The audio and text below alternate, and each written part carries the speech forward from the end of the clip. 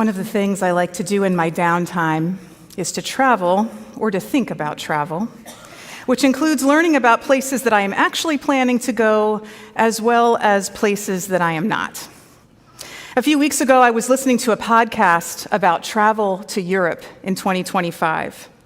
And one of the comments that was made was that travel to Italy, particularly Rome, and especially Vatican City this year, might be something to avoid, because this is the year of the Jubilee.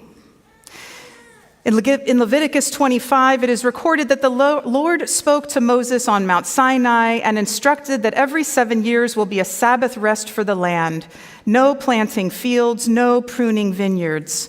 Whatever is produced is to be eaten by the people, but nothing new. And in Leviticus 25, verses 8 through 10, we read, "Count off 7 weeks of years, that is 7 times 7, so that the 7 weeks of years totals 49 years. Then have the trumpet blown on the 10th day of the 7th month.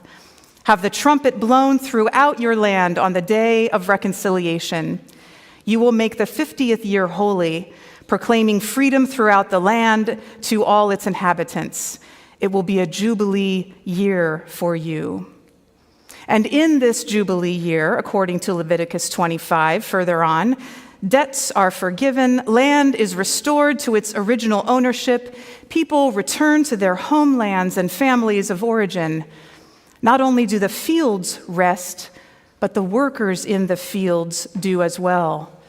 Enslaved persons are released, and all of this is based on the idea that this land, these people, do not belong to the people, but are God's.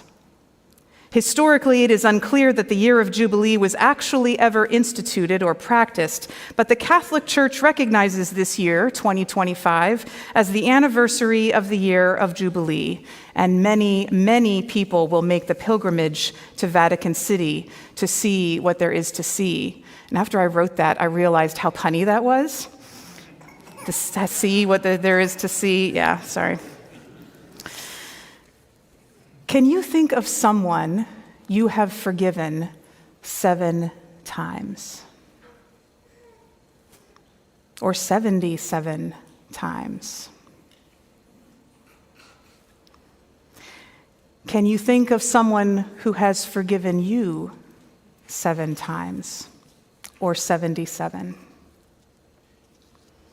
It's interesting to consider this both from the perspective of the one who has wronged, as well as the perspective of the one who has been wronged. But in either case, that's a lot of forgiveness. And that is clearly Jesus' point. Peter asks if 7 times is enough to forgive. 7, a perfect, ideal, sacred number, the number of the days of creation, sacred wholeness and completion. Certainly forgiving 7 times is plenty. But Jesus does some math, and no, that is not enough. Not just 7 times, but as many as 77 times. Or, in other words, a lot, a ton, more than you can possibly imagine. An absurd amount. And it gets more absurd from there. Let me tell you a story, says Jesus, about a servant who owed a king 10,000 bags of gold. In some translations, it says 10,000 talents. And what is significant about this is that the talent, or the bag of gold, was the highest amount imaginable as a unit of money. And 10,000 is the highest number imaginable in the counting system. The footnote in the CEB version indicates that this 10,000 bags of gold is an amount equal to the wages for 60 million days. I mean, that's bizarre. Absurd. And of course, the servant cannot pay this back. And he says as much to the king, who is asking for repayment. And the king orders that the servant and his family and all their belongings should be sold to repay. "But please, sir, I'll pay it back," the servant begs. And of course, we know that is absolutely impossible. absurd. But the master has compassion and released the entire debt and forgave the servant all 60 million days worth of wages. Who would even do that? Ridiculous. And the servant continues on and comes across someone who owes him a debt, 100 coins or 100 denarii, described as the wages for 100 days, a drastic difference between what the servant had owed the king. Yet the servant violently grips the debtor by the throat and demands repayment immediately. The fellow servant who owed uses the exact same words as the servant used to the king, begs for patience and promises to repay the debt. But this time, the servant tosses his pal into prison until he could pay back the 100 coins. What is he thinking? Fellow servants nearby saw the whole thing and were really bothered. This servant treated his debtor horrifically, particularly in light of the debt forgiveness that he himself had received. And the king said as much when he heard, and handed the unforgiving servant over to the prison until such time as he repaid his overwhelming debt, which we know will never happen. The parable of forgiveness that Jesus tells highlights the absurdity of quantity and the absurdity of illogical action. How could this servant possibly have responded in this way to his fellow servant, having received an enormous dose of forgiveness from the king? And how can the king now respond in this absurd way, punishing perhaps beyond what seems just?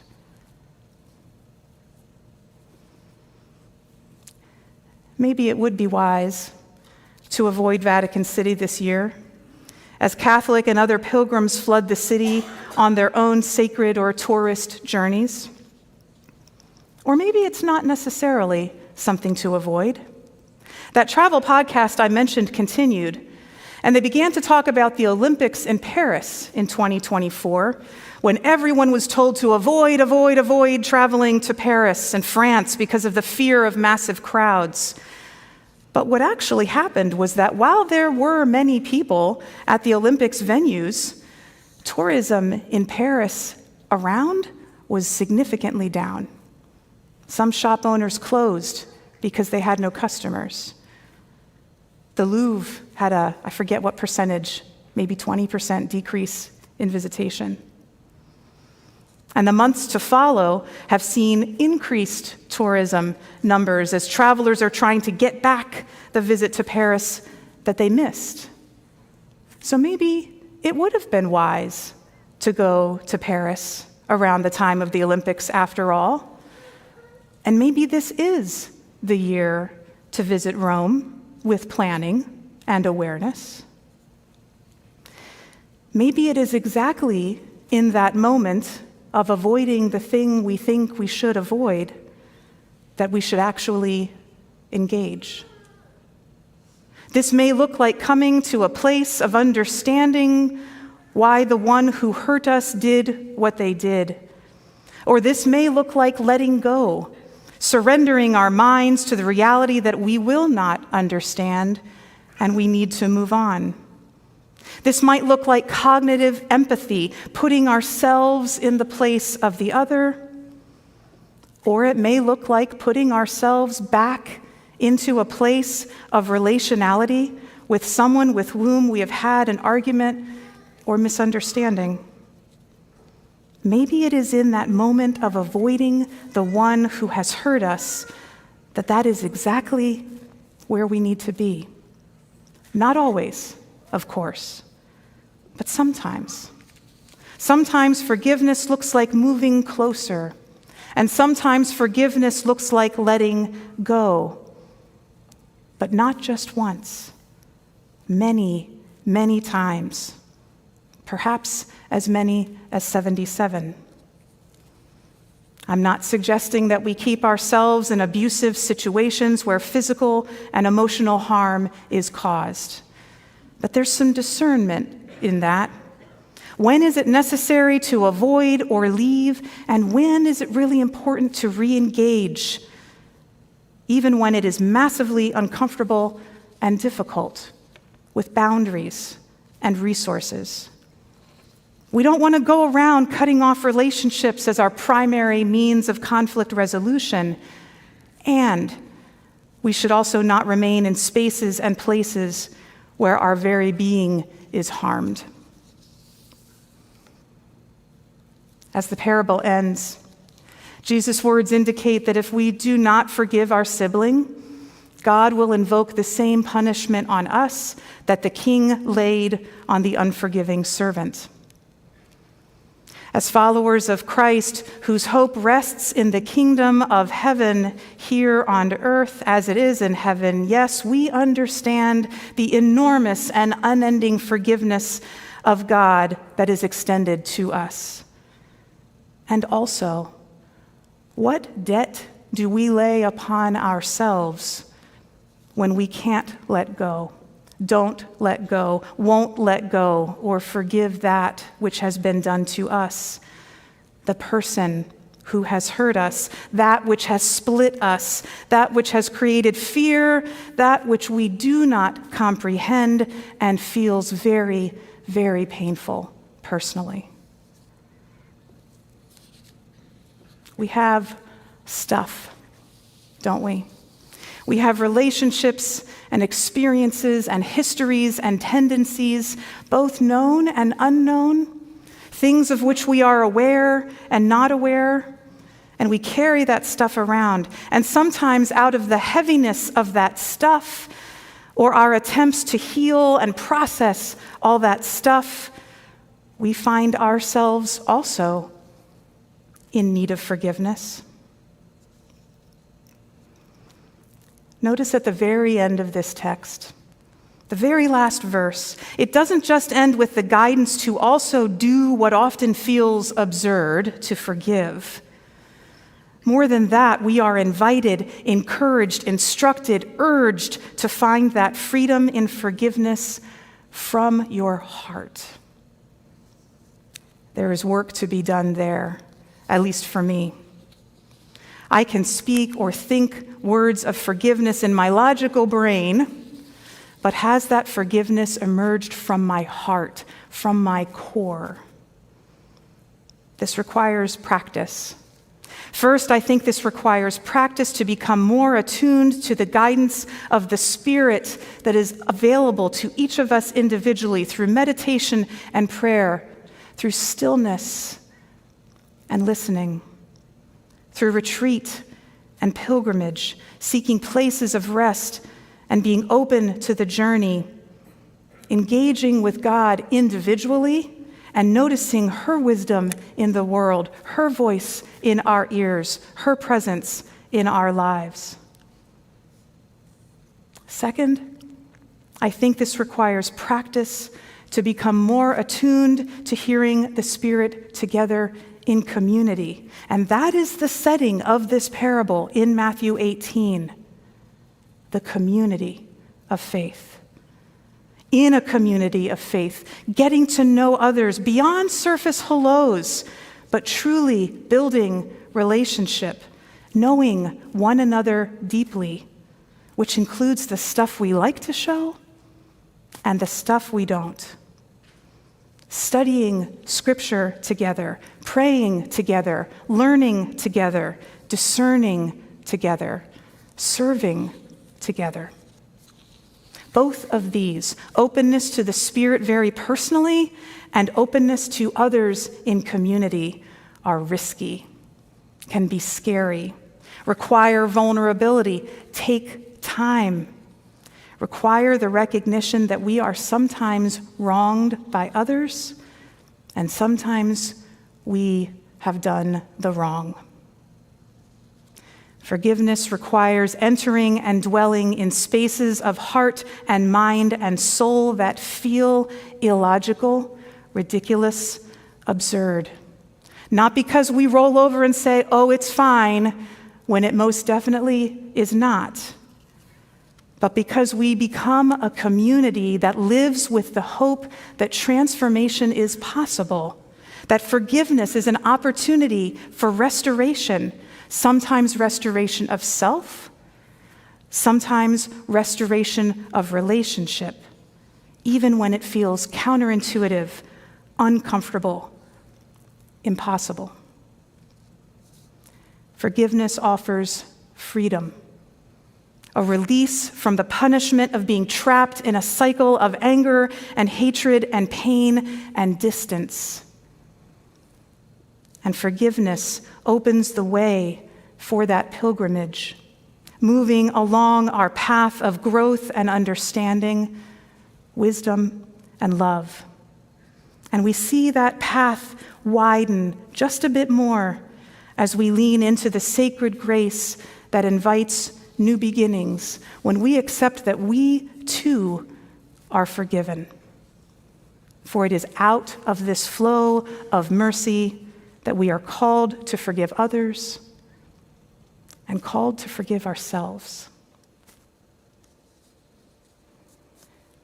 By identifying the year of Jubilee, I am not suggesting that we are or should be Catholic. That could be a whole additional sermon, looking historically at Anabaptist and radical pietist groups and relationship to the Roman Catholic Church. But in case you don't get to Rome or Vatican City this year, I wanted to show you the logo for this year of Jubilee. The theme is Pilgrims of Hope. And here is the description from the Vatican's website, where they talk about all the events that will be happening. The logo shows 4 stylized figures representing all of humanity coming from the 4 corners of the earth. They embrace each other to indicate the solidarity and fraternity which should unite all peoples. The figure at the front is holding onto the cross. It is not only the sign of the faith which this lead figure embraces, but also of hope, which can never be abandoned because we are always in need of hope, especially in our moments of greatest need. There are rough waves under the figures, symbolizing the fact that life's pilgrimage does not always go smoothly in calm waters. Often the circumstances of daily life and events in the wider world require a greater call to hope. That's why we should pay special attention to the lower part of the cross, which has been elongated and turned into the shape of an anchor, which is let down into the waves. The anchor is a well-known symbol of hope. In maritime jargon, the anchor of hope refers to the reserve anchor used by vessels involved in emergency maneuvers to stabilize the ship during storms. It is worth noting that the image illustrates the pilgrim's journey not as an individual undertaking, but rather as something communal, marked by an increasing dynamism leading one ever closer to the cross. The cross in the logo is by no means static, but it is also dynamic. It bends down toward humanity, not leaving human beings alone, but stretching out to them to offer the certainty of its presence and the security of hope. End quote. As His Holiness Pope Francis so beautifully expressed it, we must fan the flame of hope that has been given us and help everyone to gain new strength and certainty by looking to the future with an open spirit, a trusting heart, and far-sighted vision. Forgiveness is perhaps the most pivotal practice by which we can do this. Dwelling in and accepting God's grace and mercy, and finding release and freedom in the repeated act of forgiving ourselves and forgiving others, generously, absurdly, from the heart. May it be so.